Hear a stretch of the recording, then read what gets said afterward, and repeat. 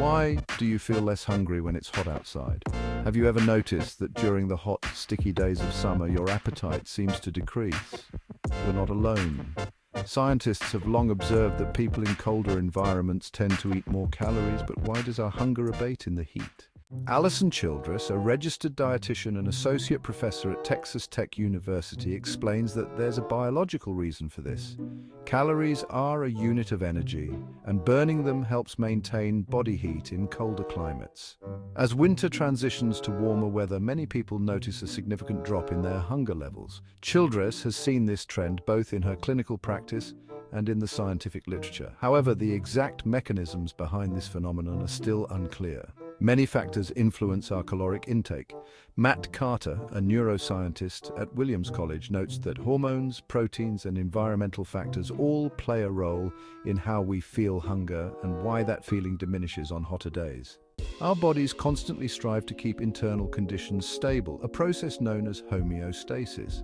This is why we sweat in the sun or drink water after a workout. Hunger is also a homeostatic process. When our body is low on calories, we feel hungry, and when we eat, we feel full, keeping our internal state balanced. Hormones are key players in this process. Ghrelin, released by the stomach when it's empty, makes us feel hungry, while leptin, secreted by fat cells, signals the brain when we're full. These hormones communicate with the hypothalamus, a part of the brain that regulates body temperature, hunger, and thirst. Ghrelin stimulates hunger-related neurons, while leptin activates neurons that make us feel full.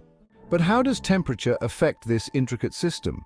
The brain has temperature sensors, proteins that change shape as body temperature rises. A 2020 study in eLife found that in mice, cold temperatures trigger brain cells that increase hunger by signaling the hunger neurons.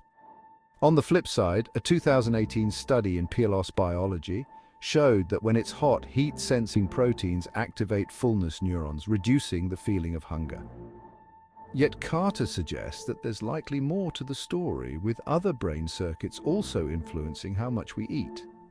Childress adds that while biological mechanisms play a role, we can sometimes override these cues by eating past the point of fullness or ignoring hunger signals altogether. Despite the heat, it's crucial to stay hydrated during the summer. Whether by consuming water-rich foods like fruits and vegetables or drinking fluids, keeping hydrated is essential. Surprisingly, frozen treats, although refreshing, can actually increase body temperature due to their high-calorie content. In the end, appetite is a complex balance, a way our bodies sync with the environment. As Carter puts it, eating and drinking are things that seem like they just happen. But really, behind the scenes, the brain is precisely measuring the need for calories, for water, for an optimal body temperature, and that's amazing. If you found this information interesting, don't forget to hit the subscribe button and stay tuned for more fascinating insights.